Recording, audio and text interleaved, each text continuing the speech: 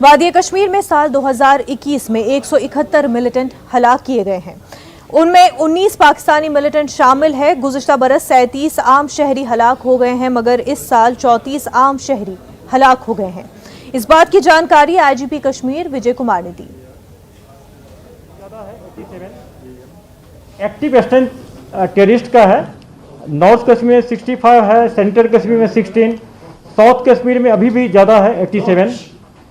और जो identified categorise terrorist है हमारे पास अभी 168 है। बीडीएल मैनेजमेंट हम लोगों का पिछले साल का, अगर इस साल का सबसे बड़ा कमी माना जाएगा जम्मू कश्मीर पुलिस का, तो ये गिलानी का जो पिछले 10 साल से लोग तैयारी कर रहे थे, बहुत एप्रीहेंशन आप लोग भी था, हम लोगों को था, और जिस ढंग से पाकिस्तान ब्लूप्रिंट देता था प्रोटेस्ट करने का, मोबिलाइज करता था और यहाँ के सेपरेटिस्ट करते थे, तो उस हिसाब से ये बहुत बढ़िया पिछले साल का इस साल का जो सबसे बढ़िया अचीवमेंट है। ये जो मैनेजमेंट है, कहीं पथरा नहीं हुआ, कोई जख्मी नहीं हुआ, कोई सिविलियन नहीं मारे गए। पूरा इसमें सबसे ज़्यादा जो कंट्रीब्यूशन है आवाम का है। लोगों ने हम लोग पर ट्रस्ट किया।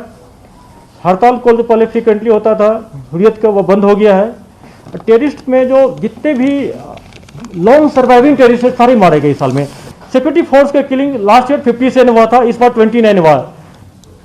इसमें जम्मू कश्मीर पुलिस का 29 में से 9 है। मुझे दुख है as a Kashmir police chief कि मेरे टेन्योर में इस साल ज़्यादा फोर्स के पुलिस फोर्स के लोग मारे गए। मैं लेकिन ये भी खुशी है कि जितना भी टेरर क्राइम हुआ अभी तक में जम्मू कश्मीर पुलिस पर 16 बार अटैक हुआ है, जिसमें 20 लोग शहीद हुए हैं।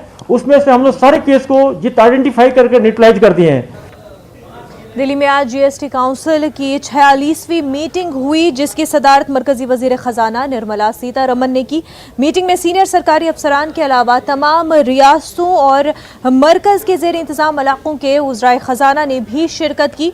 वाज़ेह हो कि हिंदुस्तान का 2022-23 का आम बजट 1 फरवरी 2022 को वजीर खजाना निर्मला सीतारमन पेश करेंगी। ये वज़ीर आज़म नरेंद्र मोदी की क़यादत वाली एनडीए हुकूमत का अपनी दूसरी मुद्दत कार में चौथा बजट होगा।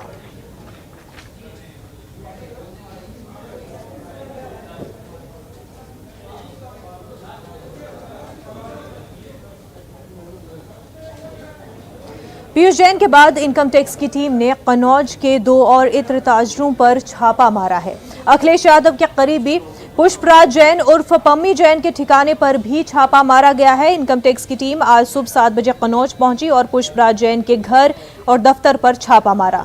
जराये के मुताबिक एसपी के कौमी सदर अखिलेश यादव आज पार्टी दफ्तर में प्रेस कॉन्फ्रेंस कर सकते हैं। बताया जा रहा है कि अखिलेश यादव आज कन्नौज में पम्मी जैन के घर जाने का प्रोग्राम भी था। पम्मी जैन जो फिलहाल एसपी एमएलसी हैं, वाज़ेह हो कि इससे कबल कानपुर और कन्नौज में ताजुर पीर जैन के घर से 190 करोड़ से ज्यादा की नकदी बरामद हुई थी। यूपी में इंतखाबी माहौल के दरमियान मुसलसल छापों के दूसरे माने भी निकाले जा रहे हैं। अपोजिशन इन छापों को लेकर मोदी योगी हुकूमत पर हमला कर रहे हैं।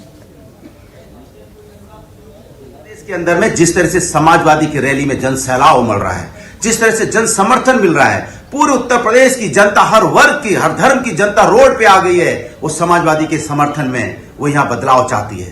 भारतीय जनता पार्टी ये भीड़ देख के घबरा गई है, परेशान हो गई है, बदमाश हो गई है। जनता ने भारतीय जनता पार्टी का साथ छोड़ दिया है, तो अब भारतीय जनता पार्टी दूसरे हथकंडे अपनाना चाहती है। अब वो सरकारी मशीनरी का दुरुपयोग कर रही है, लेकिन उससे कोई फायदा नहीं होगा। उत्तर प्रदेश की जनता ने भारतीय जनता पार्टी के विदाई का मन बना लिया है। हरिद्वार धर्म संसद में मुस्लिम